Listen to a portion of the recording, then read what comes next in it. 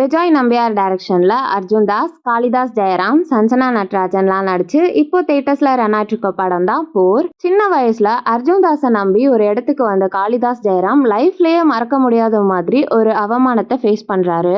அர்ஜுன் தாஸ் படிக்கிற காலேஜ்லயே ஃப்ரெஷரா காளிதாஸ் ஜெயராம் ஜாயின் பண்ண, அதுக்கப்புறம் காளிதாஸ் ஜெயராம், அர்ஜுன் தாஸ் ரெண்டு பேருக்கு நடுவுல வளர்ற போர் எப்படி ஒரு பெரிய காலேஜ் கேங் வாரா மாறுது, ஃபைனலா என்ன ஆச்சுங்கிறது தான் இந்த போர். இந்த படத்தோட run time 2 hours and 34 minutes. நான் சொன்ன இந்த ஒன் லைன் தான் படத்தோட மெயின் லைனாங்கிற கன்ஃபியூஷன் எனக்கு மட்டும் இருக்கா இல்ல டைரக்டருக்கே இருந்துச்சான்னு தெரியல.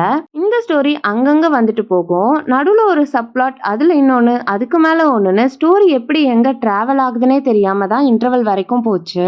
செகண்ட் ஹாஃப்ல கொஞ்சம் ஸ்ட்ரெயிட்டா போன மாதிரி இருந்துச்சு, ஆனா அகைன் மாறி மாறி படமே ஒரு மாதிரி போயிடுச்சு. கிளைமாக்ஸ்க்கு பயங்கரமா பில்டப் கொடுத்திருப்பாங்க, ஆனா கொடுத்த பில்டப்ஸ்க்கு அதுவும் அவ்வளோ இம்ப்ரெசிவா இல்ல.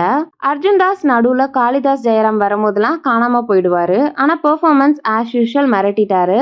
காளிதாஸ் ஜெயராம் பழி வாங்குற வெறியோட இருந்தாலும் கூலா நடிக்கிற ஒரு கேரக்டரா செமையா பெர்ஃபார்ம் பண்ணிருக்காரு. Sanjana Natarajan and other supporting artist எல்லாரோட பெர்ஃபார்மன்ஸுமே செம.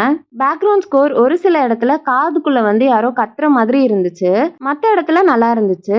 மெலோடி பேக்ரவுண்ட் அண்ட் சாங்ஸ் கூட டீசெண்டா இருந்துச்சு. எடிட்டிங் நான் லீனியர்னாலும் ஏதோ டிஃப்ரெண்ட்டாக பண்ணுறேன்னு ட்ரை பண்ணி அதுவுமே கொஞ்சம் தலைவலி வர வைக்கிற மாதிரி தான் இருந்துச்சு. சினிமாட்டோகிராஃபி ஒரு சில சீன்ஸில் நல்லா இருந்துச்சு. Mani Ratnam kind of poetic dialogues தான் மோஸ்ட்டாக படம் ஃபுல்லாகவே அங்கங்கே சிலது நல்லா இருந்துச்சு.